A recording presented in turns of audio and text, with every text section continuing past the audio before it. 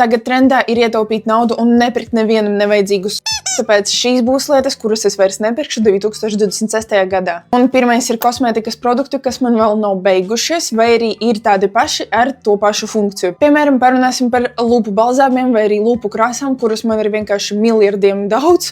Un es esmu kādreiz izmērījusi, ka vienu lūpu balzāmu no Clarins es izmantoju veselu gadu. Tāpēc paskaitiet, cik ilgam gadam jums pietiks jūsu lūpu balzāmus, kas jums ir jau tagad. Nākamais manā sarakstā ir sliktas kvalitātes apģērbs, jo tagad es ļoti cenšos lasīt etiketes un mazāk pirkt apģērbu ar poliesteru, bet man tiešām ļoti negribās pirkt tādu apģērbu, kaut arī izvēle ir baigi švaka. Un es gribētu, lai manā skapī būtu nevis daudz apģērbs, bet tieši kvalitatīvs un viss, ko es nesāju. Tuvākajā laikā es arī turpināšu ar savu garderobas tīrīšanu, tā kā piesakojiet, lai nepazaudētu. Pie apģērbiem iet arī sporta apģērbs, un pagājušā gadā es pirku ļoti daudz sporta apģērbu. Sporta apģērbs ir tas, ko mēs varam vilkt gadiem ilgi, un es neredzu nepieciešamību tieši pirkt jaunu sporta apģērbu, tāpat prieka pēc. Es negribētu pirkt jaunu sporta apģērbu, kamēr ar iepriekšējo viss ir kārtībā. Lietas, kuras es tikko sagribēju, es vairs negribētu tā pirkt. Manā galvā ir jāpaiet aptuveni no 2 nedēļām līdz mēnesim, lai es tiešām gribētu kaut kādu lietu, lai sāktu domāt par tās pirkšanu, tāpēc, ka parasti kaut kādi tie impulsīvie pirkumi nenoved ne pie kā laba. Vēl viena lieta, par kuru man ir ļoti grūti teikt, tās ir grāmatas.